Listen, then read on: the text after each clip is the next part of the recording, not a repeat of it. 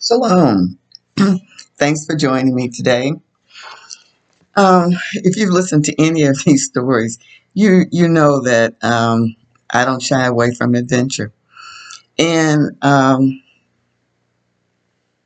today I want to talk a little bit about my willingness to try something new or not. Okay. But the thing about it is I try not to be closed-minded, and I don't fear the unknown unless I have discerned and test the spirits and know that is someplace my feet ought not, or my mind ought not to tread.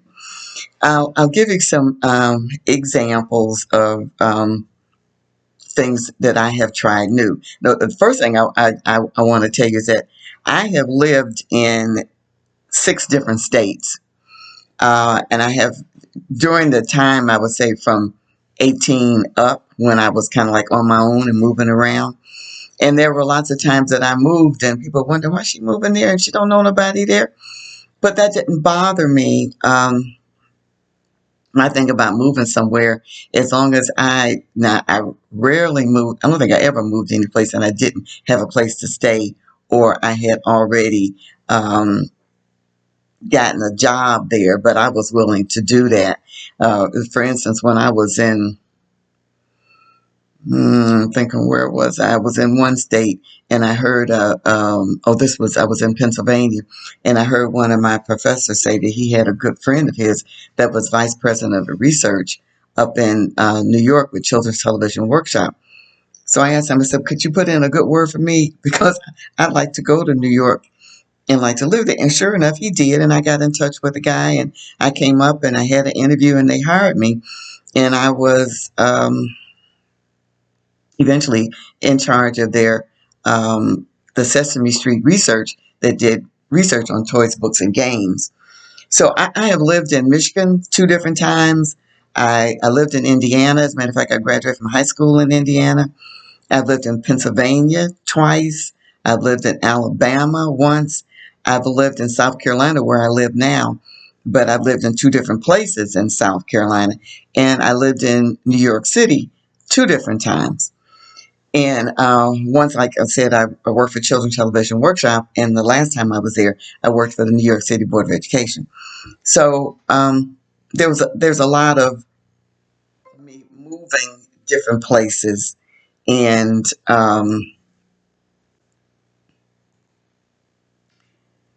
not necessarily knowing anybody there particularly, but just kind of making my way. And even though I wasn't in this faith, I had a faith because I was raised a Christian that Father would make a way for me. Okay. Um, Now I look back and say, I thank Father for his grace on me, because even though I expected him to follow through on his promises, I wasn't following through on my part of being obedient to him. All right. So he, as one sister said, he kind of winks at us, meaning overlook some things, because he could see where I would be now, and knowing that I needed help to get across those other thresholds. But anyway, I want to give you some examples. At House of Israel, and this was probably, many years ago, and I was having a conversation with 2 sisters, and they both were from a Caribbean island, Dominica, but they weren't related to each other. And we had a conversation with humor at my expense. Earlier in that week, one of the sisters had texted me, and she said that she had brought me a gift last week, but she had to give it away because it was perishable. And so I texted her back. I said, "Oh, we were on vacation. What did I miss?" And she said, "Some homemade sorrel." She said, "I have some left if you like. If you'd like to have some." Okay, now this is a sister that's very adventurous. She has a large garden. And she was from a different culture, and so I wasn't sure what the homemade part of this was. Okay, and I didn't want to be rude, but to me, sorrel sounded like some kind of porridge, and I don't like foods that just slip right on down my throat. So I don't like oatmeal, don't like pork, and I'll eat grits because it's got like a kind of a grit to it. And I will eat mashed potatoes, but other than something like that, I don't want to just kind of slide on down. Now, I had never tasted it or seen it, so I texted back. I said, "Please bring a small sample." I said, "If it's like greens, is it like greens or is it a mush?" And I said, "If it's mush, just bring me a tiny, like a teeny sample, okay?" And so she she takes back. She said, "LOL, you make me laugh, my American sister." She said, "It's a flower." So I said, okay, well then bring me some." And she said, "You just made my day. You can drink it. The plant is unique. It blooms on my island only during late December. It's harvested and dried for use throughout the year. And it's very refreshing." So that next time when I came there and the three of us were sitting there talking, I tasted it and it was really good. It was sweetened with tamarind and it was delicious. It was so delicious that I keep jars of herbs, and sorrel is one of them, and I enjoy sorrel tea. And some say it will help reduce high blood pressure. So that was one time that I decided that something unknown that I was going to try it. Now, some things it's a deal or no deal, and you ought to go no deal on it because we have to use our discernment. The first time I moved to New York City, I had gone there and had gotten a job. Remember, I told you with Children's Television Workshop, and so I was going to move there. So I flew in, but I was trying to figure out how to get all my stuff there. So I had a cousin, and I'm gonna tell you, I knew I was taking a risk, okay, because I wanted him to drive my U-Haul, a rented U-Haul, up to New York, and then he would bring my stuff. But I got there, and I was supposed to have gotten there like we're supposed to get there at the near about the same time. Me coming in from the airport and he driving in my U-Haul truck. But when I got there to the apartment, unfortunately, I had taken some suitcases and stuff, and he didn't show up. Okay, now I knew he was somebody that liked the street life. Okay, so here he is in the Big Apple with transportation, my U-Haul rental truck, just driving around and seeing people and doing this and whatever else he had to do. And it took him 2 days, it might have been three, to actually get to me and to unload my stuff. Now that was something that I knew ahead of time. And if I had really put my discernment to use and not trying to get a deal, that wouldn't have happened. So we have to use discernments.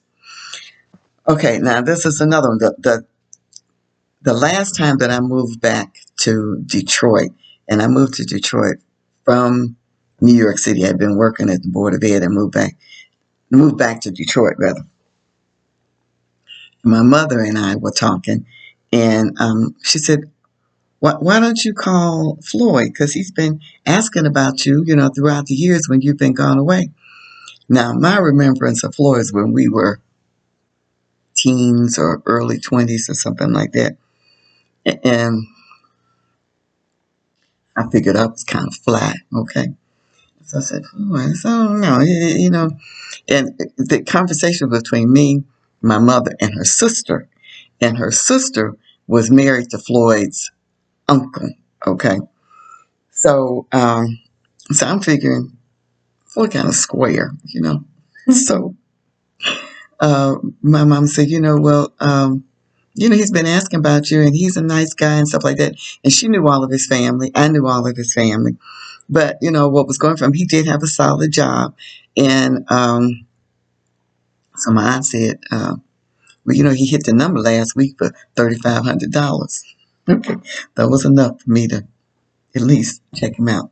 But I'm going to tell you, that turned out to be a good deal because Floyd and I were married 32 plus years, before he passed in 2022. So that was good. I was willing to do something I didn't think that I should, but I listened, to them and then worked it out for myself. But I'm going to tell you one of the best deals was when I decided I was going to listen. I listened to this lady who told me she first started off with when we were having a conversation about God. She said, God has a name. God, a name? What's his name? Okay, and from that, I wanted to go into the unknown, and I began to search the scriptures for myself. I saw that Christmas wasn't in the Bible. The disciples never celebrated his birth. I found out things like there was no change from the Sabbath, which is on the seventh day, a Saturday, where and found out that as I began to read more, that the Catholics boldly claimed that they changed the Sabbath from Saturday to Sunday, and anybody who keeps it on Sunday is really a Catholic. Okay, and I found out that the feasts that were in the Bible are the ones that I should keep, and not the ones that are tradition by my culture and by the world. So that was one of the best things that I did in terms of going into the unknown. So if there's some things that you are that presented to you, search it out before you just dismiss it. Search it out because you don't know what Father may have in store for you, and it may be a whole nother life filled with blessings. And that's the end of that. But I do want to add a little addendum here. Some of you know that I have moved because you see the new, not because you see that, because you've heard some of my testimonies, that I have moved. And I'm thinking in the month of February, I'm kind of going to take off from recordings and start back up in March. And so we'll just see how this is. But there's a lot of stuff that entails in me moving and just trying to get everything straightened up and workmen in and out. And it's just a lot. But it's coming along really well. Thanks so much for listening. Remember to like and share. Shalom.